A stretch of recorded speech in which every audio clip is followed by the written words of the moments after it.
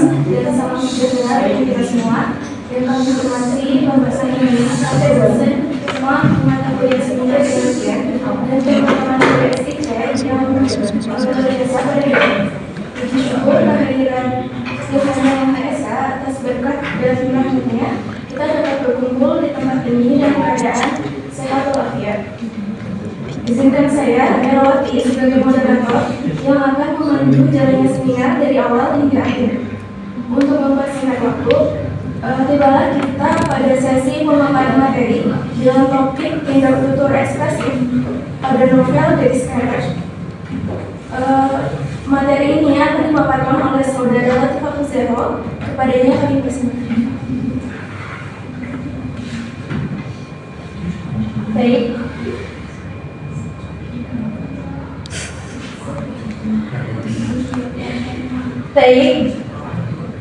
sebelumnya terima kasih kepada moderator atas waktunya.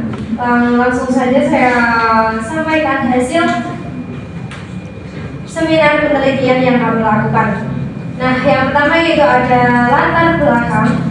Latar belakang dalam kajian pragmatik ini yaitu tindak tutur menjadi fokus utama karena merupakan kegiatan ujian yang memiliki makna dan tujuan tertentu. Austin dalam talinya menyatakan bahwa tindak tutur terdiri dari tiga, yaitu tindak ilokusi, dan tindak perlokusi. Tindak ilokusi adalah tindak tutur yang menyatakan sesuatu, dan ilokusi adalah tindak tutur yang mengindikasikan pada tindakan. Tindak perlokusi adalah tindak tutur yang mengharapkan reaksi dari tindak tutur. Tindak tutur ilokusi termasuk tutur yang sulit dibedakan, mengungkapkan bahwa tidak tutur ilokusi dapat ditemukan dengan memperhatikan siapa penutur, kita tutur, kapan, dan di mana tindak tutur terjadi. Salah satu jenis tindak tutur ilokusi yang menarik untuk diteliti adalah tindak tutur ekspresif yang akan kami kaji pada penelitian kali ini. Darwin Jajal menyatakan tindak tutur ekspresif merupakan kondisi psikologis penutur dan tidak berupa perbuatan. Tindak tutur ekspresif dapat berupa permintaan maaf, humor, pujian, dan amarah. Tindak ekspresif ini sangat relevan untuk dianalisis dalam karya sastra, terutama pada novel, karena dapat mengungkapkan kedalaman emosi dan karakter tokoh.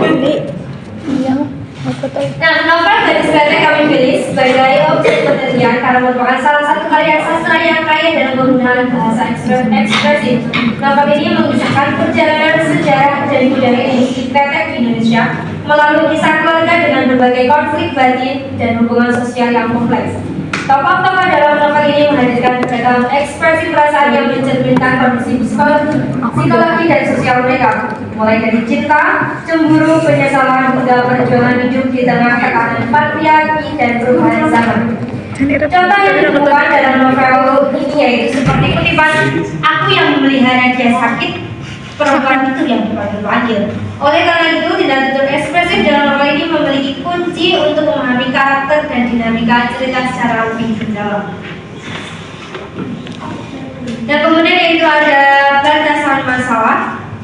Penelitian ini dibatasi pada analisis bentuk tindak tutur ekspresif dalam novel dan kondisi psikologi novel tersegali tokoh novel yang dicerminkan oleh tindak tutur mereka pada novel Gadis Kretek.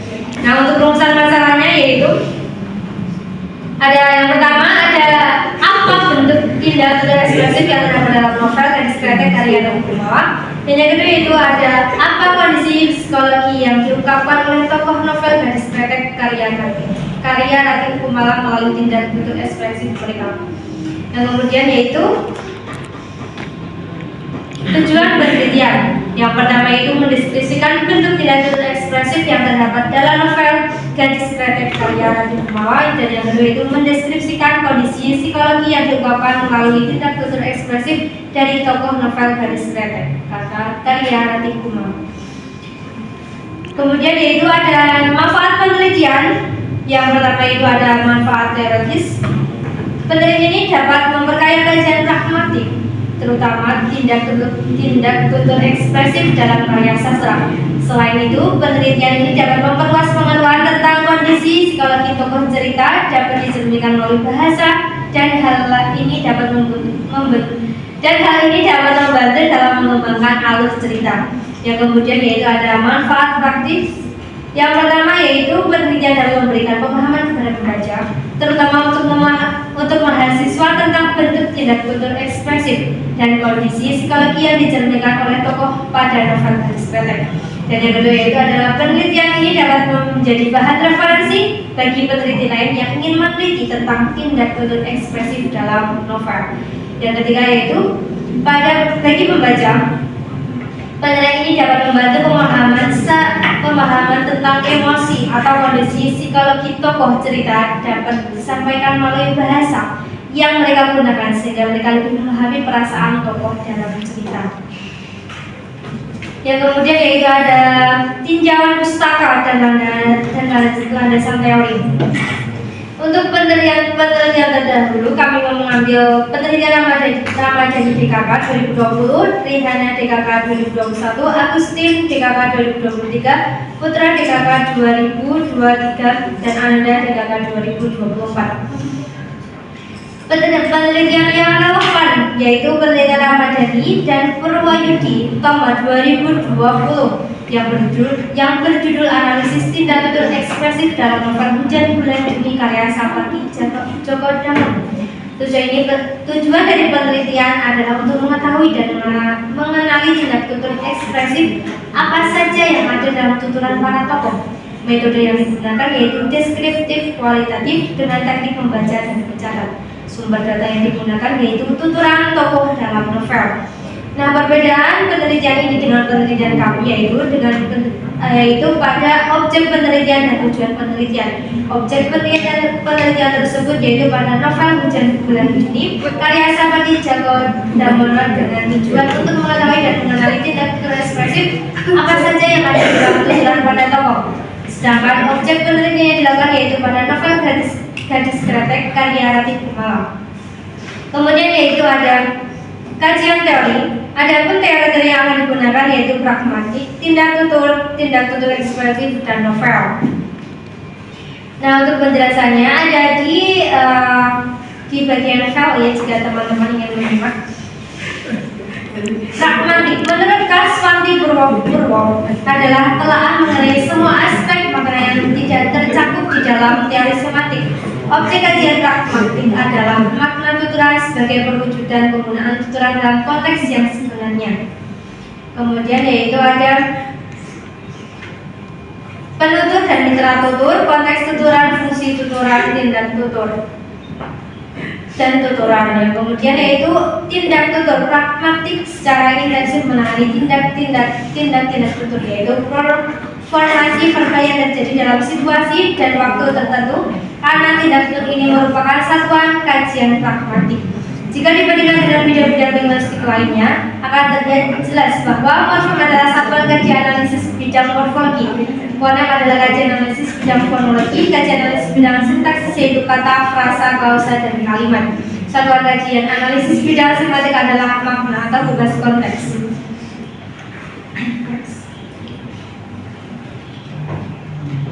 Yang kemudian yaitu ada metodologi penelitian. Penelitian ini menggunakan pendekatan deskriptif kualitatif. Sugiono berpendapat bahwa penelitian deskriptif kualitatif memiliki tujuan yaitu untuk mendeskripsikan suatu objek penelitian. Dalam melaksanakan penelitian ini digunakan penelitian kualitatif berupa kutipan percakapan atau kata-kata yang dikumpulkan dari tuturan ekspresif dalam novel. Data dalam penelitian ini adalah tindak tutur ekspresif dalam novel Gadis Kretek karya Ratih Kumala. Sedangkan sumber data diperoleh dari novel Gadis Kretek dengan tebal 275 halaman dan diterbitkan oleh Gramedia Pustaka Utama tahun 2012. Dalam penelitian ini, peneliti sendiri yang menjadi instrumen penelitian. Peneliti membaca, menyimak, memahami, dan mengidentifikasi tuturan yang terdapat dalam novel Gadis Kretek. Data dikumpulkan dengan metode simak, lipat catat berupa inventariasi data menggunakan format. Teknik pengumpulan data dilakukan dalam 3 tahap yaitu membaca dan memahami isi tuturan dalam novel, kemudian memindai dan mencatat tuturan ekspresif, serta terakhir memberikan kesimpulan data yang didapatkan dari penelitian ini. Selanjutnya dianalisis melalui tahap identifikasi data, penyajian data, dan kesimpulan.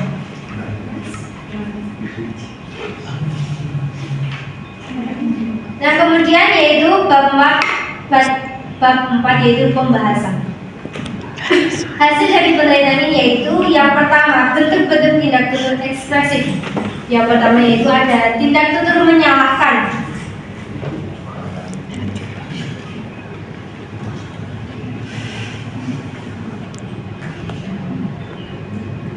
Yang pertama ini ada tindak tutur menyalahkan. Tindak tutur menyalahkan adalah tuturan yang menganggap bahwa salah orang atau ada salah satu pihak yang terbocorkan. Tindak tutur menyalahkan muncul ketika seseorang merasa dirugikan oleh orang lain atau terdapat ketidaksamaan pendapat dengan orang lain. Tindak tutur menyalahkan ini bisa juga digunakan oleh seseorang untuk mengutarakan perasaan atau emosi atau emosi kepada orang lain. Kutipan yang menunjukkan tindak tutur ekspresif pada novel kreatif ini yaitu pada kutipan "Aku yang memelihara dia sakit, perempuan itu yang dipanggil-panggil" pada halaman 1. Data ini merupakan tindak tutur ekspresif menyalahkan karena dalam tuturan ibu menyatakan tuturan menyalahkan salah satu pihak yakni perempuan. Perempuan yang dimaksud dalam tuturan tersebut adalah Jenya. Ketika Roma sakit selalu memanggil nama Jenya yang membuat ibu merasa tidak dihargai karena selama Roma sakit yang mengurusnya adalah ibu. Namun nama Jenya lah yang selalu dipanggil. Dan kemudian itu ada ketiban, seharusnya aku sudah lepas tangan dari dulu, tidak ngurus bayi gede lagi. Nah, data ini merupakan tindak tutur ekspresif menyalahkan lagi. Dalam tuturan Tegar menyatakan tuturan menyalahkan salah satu pihak yakni menyalahkan Lebas. Tegar merasa dirugikan atau merasa menyesal ketika harus mengurusi Lebas dari kecil, tetapi Lebas malah semena-mena dengan Tegar. Nah, kemudian itu ada rasa kita ini malah musir. Saya ayah ini hilang. Nah, data ini juga merupakan tindak tutur ekspresif menyalahkan, yaitu tuturan yang diutarakan oleh bapak-bapak yang sedang membenci Romaisa. Dalam tuturan bapak-bapak tersebut menyalahkan pasangan Romaisa dan Idrus. Ari-ari yang setiap hari dijaga dengan sikap oleh pasangan tersebut tiba-tiba menghilang entah kemana. Bapak-bapak yang mendengar kabar tersebut seketika menyalahkan dan menyebutkan Romaisa dan Idrus karena ari-ari yang dijaganya hilang. Kemudian yang kedua yaitu ada tindak tutur ekspresif meminta maaf.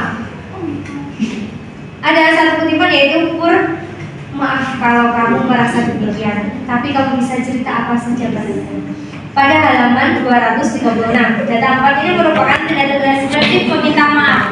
Kalimat tersebut dituturkan oleh Suraja kepada Purwanti ketika Purwanti sudah muak dengan segala cerita Suraja mengenai rindunya dengan Jenya. Makta meminta maaf Suraja tersebut untuk menghargai perasaan Pur dan menunjukkan bahwa Suraja masih peduli terhadap Pur. Kemudian ada kutipan, ini titipan Mas Tegar, maaf, cuma saya bisa datang kemari. Mas Tegar dan Mas Karim akan kembali lagi katanya kalau kerjanya sudah longgar. Nah, ini adalah tuturan permintaan. Ini adalah tuturan yang dituturkan oleh Raja kepada Jenya. Permintaan maaf yang disampaikan oleh Mas Raja dilakukan karena Mas Tegar dan Mas Karim sedang sibuk dan belum bisa datang menemui Jenya dan menyampaikan barang dari Mas Tegar. Mohon maaf, ini adalah tuturan Lebas kepada Jenya atau anak Jenya. Kemudian yaitu ada tindak tutur ekspresif mengucapkan terima kasih. Ada kutipan, ia harus berterima kasih pada Jenya dan itu semuanya yang telah mengajarinya banyak hal. Nah, data ini termasuk tuturan ekspresif mengucapkan terima kasih. Tuturan tersebut disampaikan Tegar yang ditunjukkan kepada Suraja. Kutipan mengucapkan terima kasih tersebut sebagai bentuk balas budi kepada Jenya dan Idrus yang telah membagikan pengetahuannya kepada Raja sampai Raja memiliki kemampuan dan pengetahuan akan membuat gerakan yang enak. Kemudian ada tindak tutur ekspresif mengucapkan pujian. Pada kutipan, siapa yang tak mengenal Jasya, kembang kota putri pengusaha kretek dan cantik jelita. Tuturan tersebut disampaikan oleh Rania Kumal. Kutipan tersebut mengucapkan pujian terhadap Jenya yang seorang tokoh dikenal. Ada masyarakat kota M serta putri terpandang dari pengusaha kretek yang sangat cantik. Kutipan tersebut menunjukkan ada kekaguman atau pujian serta membangun citra kokoh pada tokoh ceria. Kemudian pada kutipan, biarpun kamu tidak mau ngurus pabrik, kamu tetap anakku, kata Romo kepada Lebas. Tuturan tersebut mengucapkan pujian kepada Lebas yang bermaksud mengungkapkan kasih sayang orang tua yang terus dengan mengakui Lebas sebagai anaknya. Tak mencerminkan konflik batin orang tua saat anak memilih jalan hidup berbeda. Namun sang Rama tetap menunjukkan kasih sayang yang tidak berubah. Kemudian yaitu ada tindak tutur ekspresif mengejek. Pada kutipan dipukul setelah ijab kabul. Beruntung ya, kalau sebelum ijab kabul Romo kelihatan jelek banget ini. Tuturan tersebut dituturkan oleh ibu kepada Romo dan disaksikan oleh Lebas dan juga Ceria. Tuturan tersebut termasuk dalam tindak tutur ekspresif mengejek yang menyatakan sindiran atau ejekan halus. Kutipan tersebut juga menunjukkan konflik tersembunyi, harapannya tidak terpenuhi, atau kekecewaan namun disampaikan dengan gaya bercanda agar tidak terlalu menyakitkan pihak lain. Kemudian pada kutipan, pas dia nikah pasti tampaknya jelek sekali, jidatnya dijahit dan diperban. Kutipan tersebut dituturkan oleh Yuya kepada raja. Tuturan tersebut termasuk dalam tindak tutur ekspresif mengejek yang menyatakan ungkapan kondisi fisik seseorang saat menikah dalam keadaan tidak ideal atau memprihatinkan dan mengandung nada sindiran, namun disampaikannya dengan gaya bercanda. Dan yang paling kedua yaitu pada pembahasan yaitu kondisi psikologi tokoh dalam tindak tutur ekspresif. Kondisi psikologi seorang tokoh dapat terlihat ketika mereka berbicara ataupun berbuat suatu tindakan. Dalam tindak tutur ekspresif, seorang tokoh seringkali bertutur kata dengan lawan main untuk mengungkapkan perasaan yang sedang dirasakan. Kondisi psikologi dalam tindak tutur ekspresif dapat berupa perasaan marah, senang, kecewa, dan bimbang. Berikut beberapa tindak tutur ekspresif yang mengisyaratkan kondisi tokoh dalam novel Gadis Kretek karya Kartini Kumaro. Yang pertama yaitu, maksudku, kamu ngisep ganja ya? Lebas diam saja. Bagi kakaknya itu berarti menggunakan.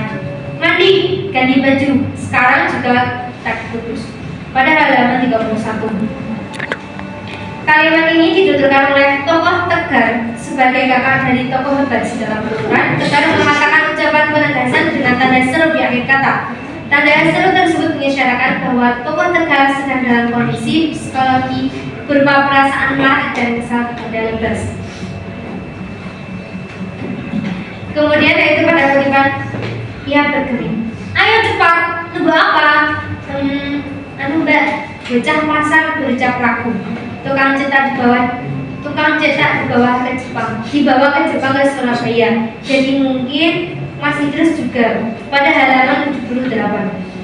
Kalimat ini dituturkan oleh bocah pasar kepada Mbak Yu atau Ceria. Dalam tuturan, bocah pasar memiliki perasaan ragu-ragu dalam menjawab pertanyaan Mbak Yu yang dijawabnya dengan setengah-setengah. Tuturan tersebut mengisyaratkan kondisi psikologi bocah pasar yang cemas terhadap respon Mbak Yu dari jawaban yang diberikan. Kemudian pada kutipan, jangan pernah dekati aku lagi. Aku bukan rondo. Kalimat tersebut dituturkan oleh salah satu tokoh yang sedang dilingkup rasa marah. Dalam tuturan dikatakan dengan tegas bahwa ia tidak ingin didekati dan disebut rondo dengan tambahan tanda seru di akhir kata. Tuturan tersebut mengisyaratkan kondisi psikologi tokoh yang sedang merasakan marah sekaligus kesal kepada siapa saja yang mendekatinya dan menyebutnya rondo.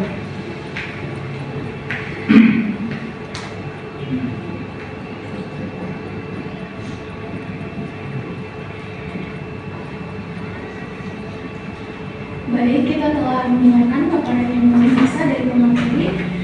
Kini tiba kita membuka sesi diskusi dan jawab. Silakan kepada teman-teman yang ingin memberikan pertanyaan.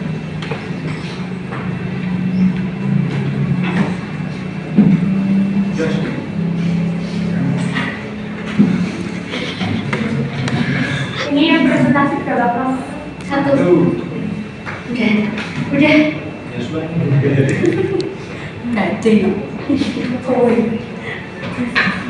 Ada yang ditanyakan? Sekarang kamu tutup.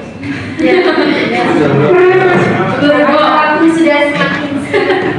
makin panas. Ayo.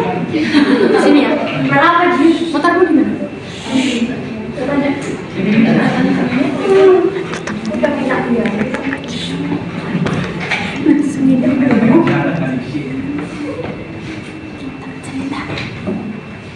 Kesimpulannya yaitu apabila sekretar kreatif formal merupakan salah satu budaya sekolah yang kaya dalam penggunaan bahasa ekspresi. Agar ini mengisahkan perjalanan sejarah dan budaya industri kreatif di Indonesia melalui kisah keluarga dengan berbagai motif ganti dan hubungan sosial yang kompleks. Dari hasil analisis data ditemukan lembaga sebuah ukuran ekspresif yang 17 data yang memberikan penjelasan kondisi psikologis tokoh dan masyarakat. Dengan ukuran ekspresif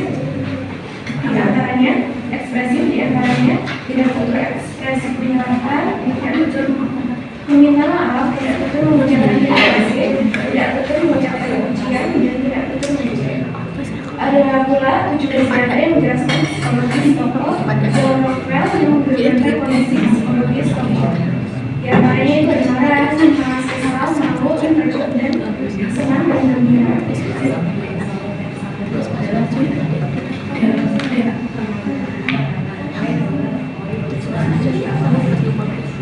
Hadirin sekalian, tidak terasa kita telah sampai di penghujung acara. Terima kasih atas atensinya dan mohon maaf bila ada kesalahan kata. Sekian, wassalamualaikum warahmatullahi wabarakatuh. Waalaikumsalam.